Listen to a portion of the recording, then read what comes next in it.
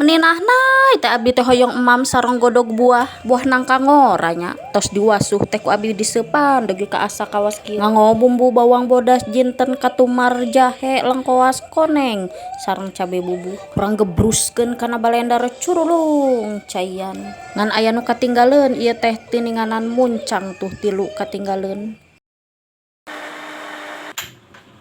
Pamitos lemes mah bumbuna urang golotrokeun kawas kieu duge ka saat tembe urang curulungan ku minyak ameh seungit malahung urang ngosereh na ngageprek ieu daun salam rang soekeun ka dieu gebrus we nya kurah karih dugi ka peupeus minyak bari seungit malahung tos kitu mah curulung we nya urang caian gebruskeun ieu nangkana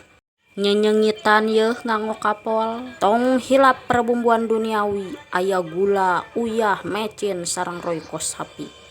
kararesan abi gaduh tahu yeuh kanggo nambihan guyal gayeleun bade disantenan nuju merekbek ieu patuangan wios nganggo susu we nya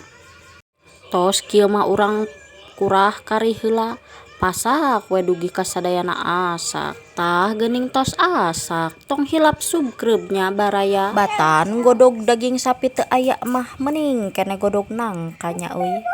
tong hilap bersyukur baraya mangga rang tuang.